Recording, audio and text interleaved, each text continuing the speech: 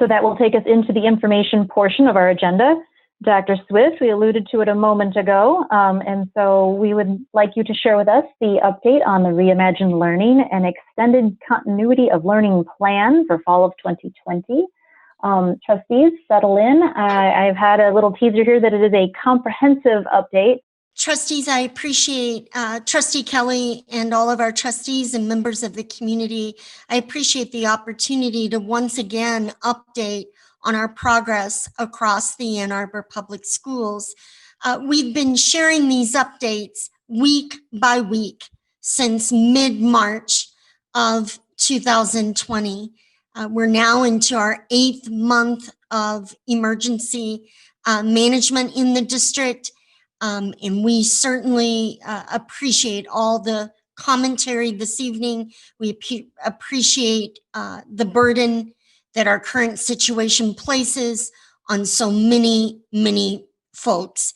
Our students, their parents whom we've heard from this evening, and also our teachers and staff and leaders who are working so very hard to deliver teaching and learning despite our many challenges.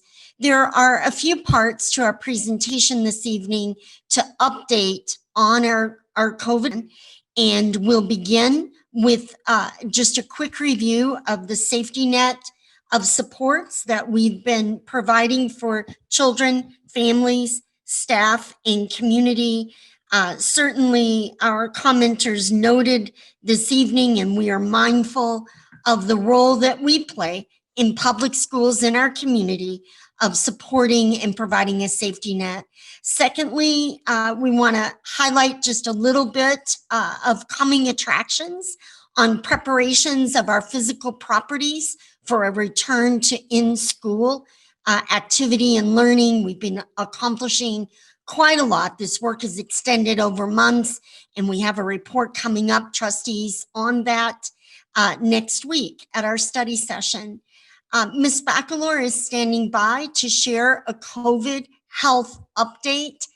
We'll be referencing the metrics that were drawn on Friday on our weekly draw of the data. We'll be referring to those metrics on our dashboard to see where we are in the process with COVID infection in the Ann Arbor and Washtenaw County community. We also have Ms. Parks and Ms. Linden, Assistant Superintendents of School Leadership and of Teaching and Learning, and they will be sharing with us an update on student engagement and supports and all the work that we're doing to wrap our students and families in as many supports for learning, social emotional growth and development, and all of the supports that we possibly can. I have a call to action, actually 2 of them, trustees, that I'd like to share, and then we'll get down to our next steps. I want to begin, certainly we've kept in mind, even though we may not always agree on the specific details of how we go about our decision making, we do agree on our critical mission, and it is our children. We've kept that children at the heart of our work, and it was mentioned this evening, the pillars of our equity plan, which we are implementing every day. I've had recent meetings across the district and across the county on our equity work. The last 2 weeks have met with our equity team, and then just yesterday joining with other members of districts across the county in equity work as well.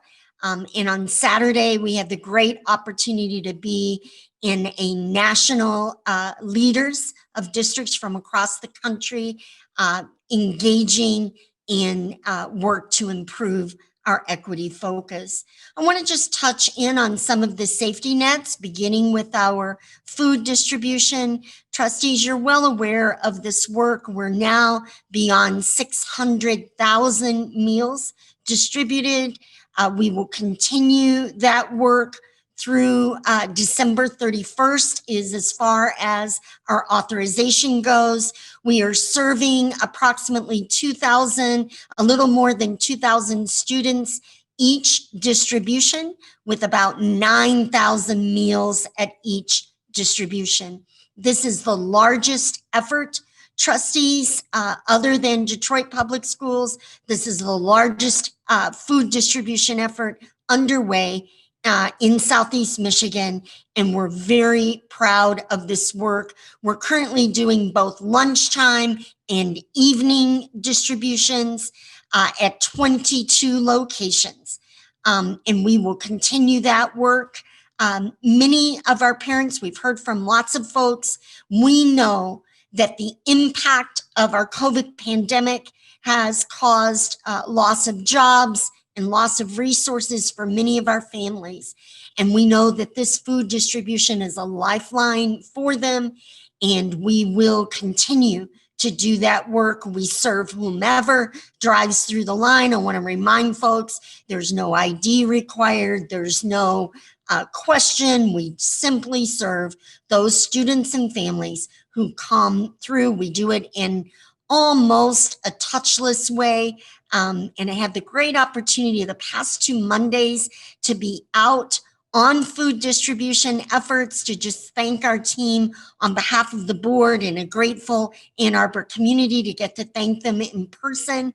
And trustees, that story is being published in our Ann Arbor Public Schools news and will be included in our superintendent update tomorrow.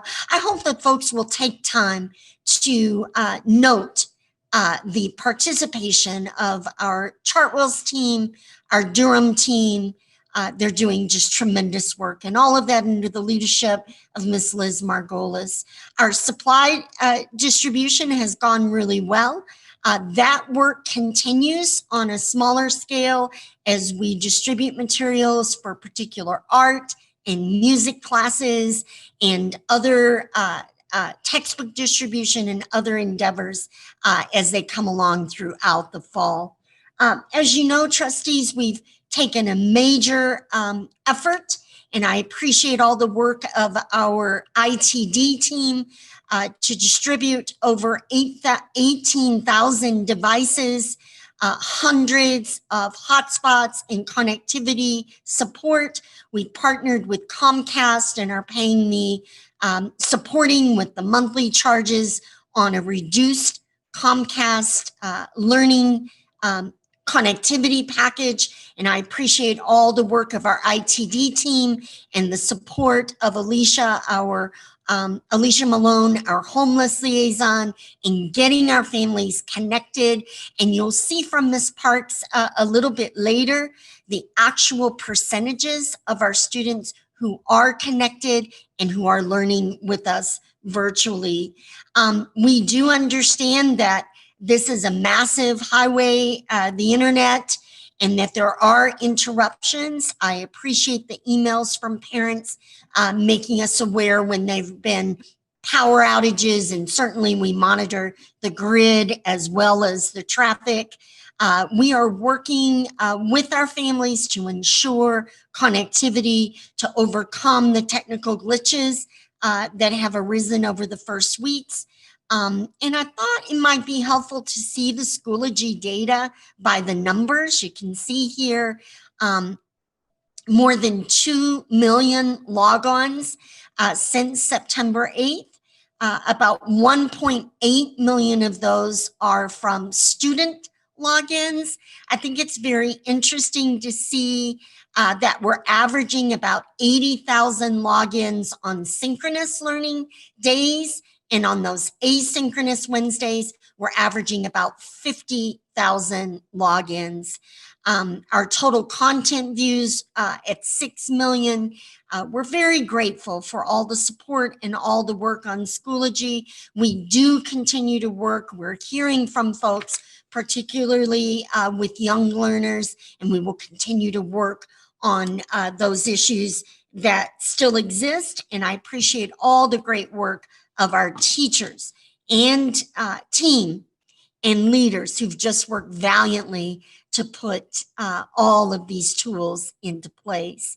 Our ReckonEd free preschool through 8th grade programs are thriving. Ms. Bacalor shares more than 1,000 preschool through 8th graders have participated in dance and yoga and soccer, and all of it done in an outdoor, socially distant, fully masked setting, or being accomplished virtually. We are enjoying this fall. I've had the opportunity to be out at 2 schools and see this activity in progress, and it's inspiring. We are, as one of our commenters noted, continuing our months-long vigorous work, plans, and preparations for our school buildings to be fully prepared for in-school learning. So I just want to point out, and I know Ms. Osinski will help me to get the link here to the presentation from the 30th of September that Mr. Lautzana and Mr. Rice presented. We want folks to see all of the work that's going on in the buildings, and that presentation had many, many photographs and visual aids so that folks can actually see the progress we're making in our buildings. And then I want to point to trustees that our study session coming up next Wednesday, beginning at 6 p.m., is focused on the preparations in our AAPS buildings for a COVID-informed return to in-school. Mr. Lautzana and Mr. Rice have done a great deal of research in coordination with other facilities leaders across the country, and we're excited to share that work in progress to prepare our buildings and to ensure that they are as safe and healthy as they can possibly be. While we're doing lots of work to prepare for a return, there are some updates to our information on infection rates. We received yesterday an alert from Dr. Joni Caldoun, our medical executive for the state of Michigan, alongside Governor Whitmer, pointing to an increase in hospitalization rates across all of Michigan, and concerns, if you go to the next slide, that the cases of coronavirus are rising in Michigan. Hospitalizations have spiked 80% in recent weeks. They have increased in all regions of the state. And this direct quote from Dr. Caldoun, it is very possible that this is the beginning of the second wave.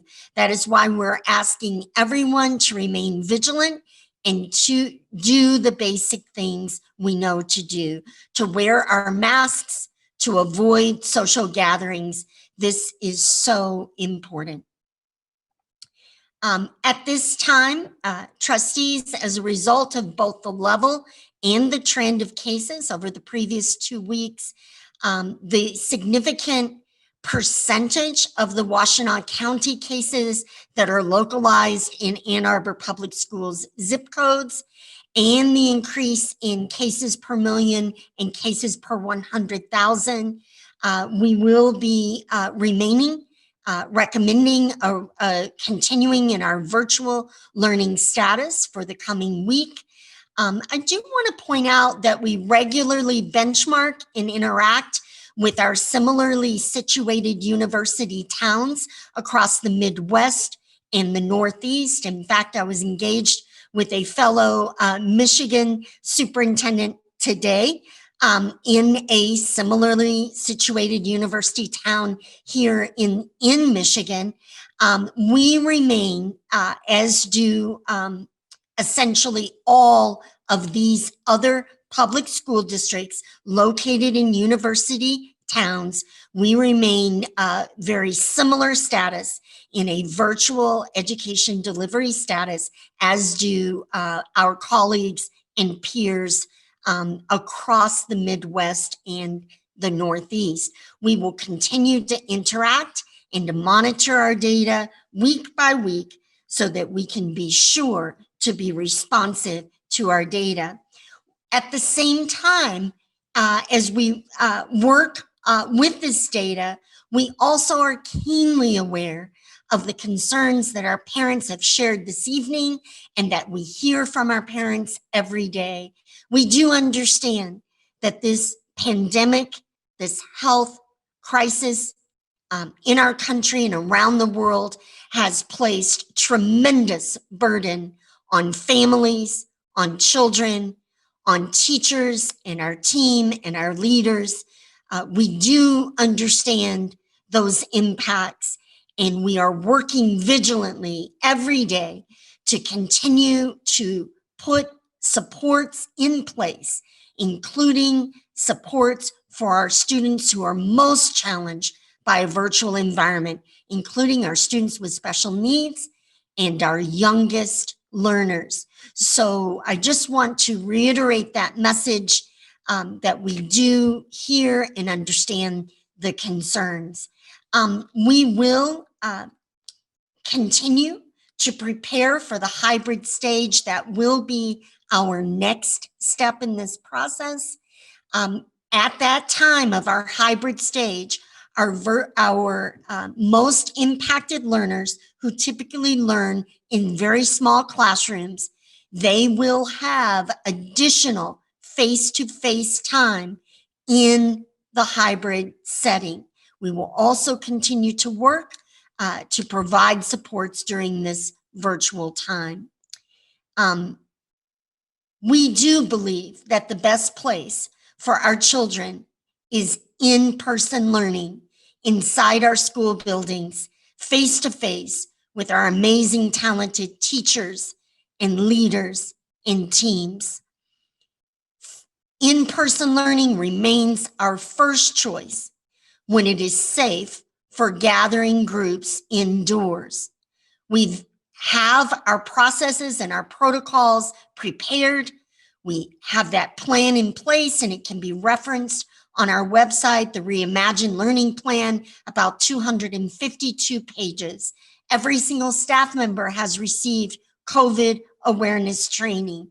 We are preparing for that day when we can have our students and staff return. I do want to point to a call to action that is so important. And that is, at this time, we understand that Congress is not yet moving forward with an additional package of aid.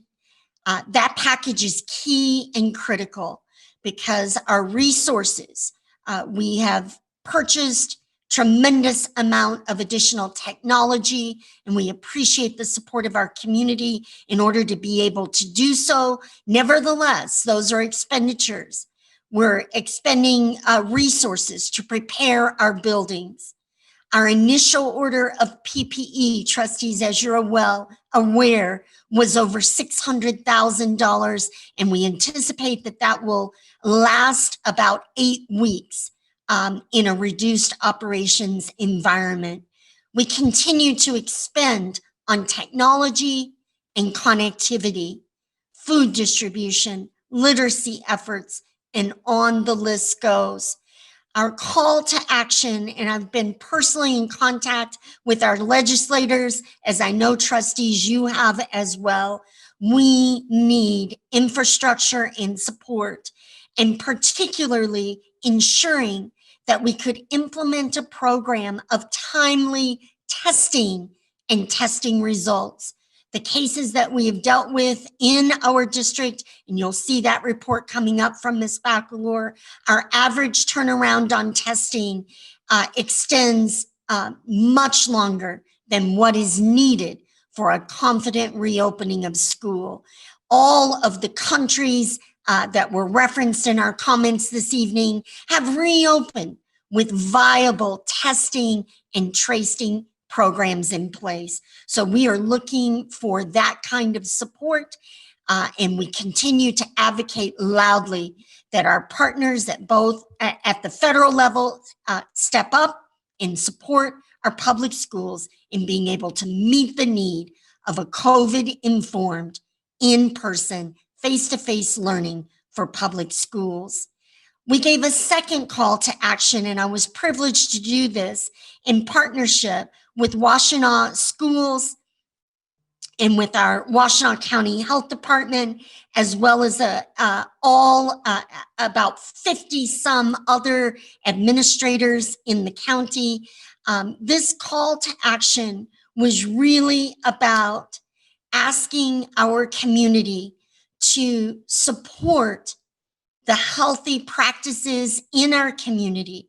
And according to our health leaders, Dr. Caldoon and our Washtenaw County health leaders, it seems our most vulnerable area right now is in social and family gatherings outside of the home environment. So we're just, again, calling on folks in our community to support this effort. We can get control of this virus, and yet we're not quite there yet. This is our process for our next steps, and then we'll move in to our subsequent portions of our briefing. We do review those health metrics daily. We brief those metrics to the Board of Education at least once weekly. This can be in an email briefing. I do want to point out to folks in the community who may not understand that quite a lot of the board's work is in small meetings, whether those are committee meetings or individual meetings. So these weekly briefings can occur in a variety of ways. But once a week, in addition, once a week, we post and update the AAPS data dashboard to the a2schools.org website each week.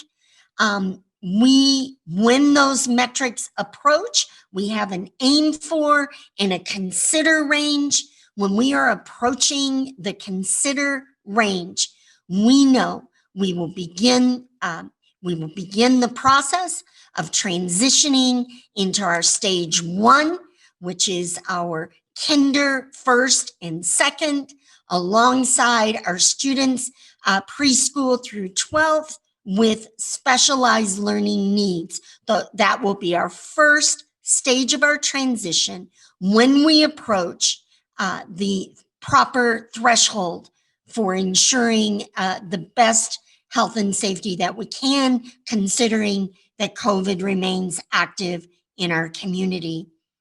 I want to touch on an update, a summary of this update, trustees. It's clear to us from all that we're seeing just now that this COVID crisis is far from over. I do understand that the calendar is turning over.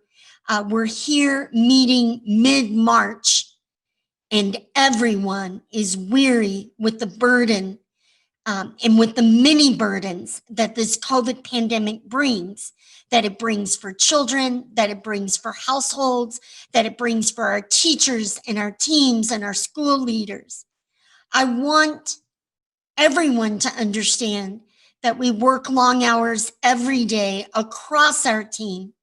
We do not take lightly the losses and the diminishment that this COVID pandemic has wrought across our community. And yet we will continue to work vigorously to support our students, our staff, and our families.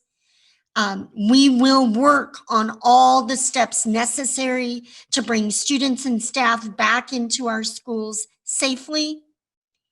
And yet we want to recognize that bringing our students and staff safely to a return in the in-school learning environment, and to do so in a sustainable fashion, is the toughest challenge that we and school districts across the country currently face. So there are no simple decisions. There are no easy situations. There is a great deal of clarity, and that is around meeting the needs of children in every way that we safely can. So I do want to point out that our 252-page plan is posted on the website and is available for any who would like to peruse that. That has been approved by the board. Trustees, another of our next steps is that at the end of October, we will be bringing forward just the reconfirmation, which is very much what we've done all along, every meeting since mid-March. We have two more components of our update this evening. We are beginning with our COVID health. It's a health metrics update from Ms. Baccalor. Ms. Baccalor and I have the privilege of working with epidemiologists and health and medical experts on all of this work. And she will be sharing with you an update of our data this evening and where we stand. New requirements have come into place, trustees, as you are aware, and she's going to show you where on the website that we're posting those additional requirements. And then thirdly, Ms. Parks and Ms. Linden, assistant superintendents, will be sharing an update on teaching and learning in schools, so that you're aware of the activity going on around the heart of our mission, health and safety, teaching, learning in schools.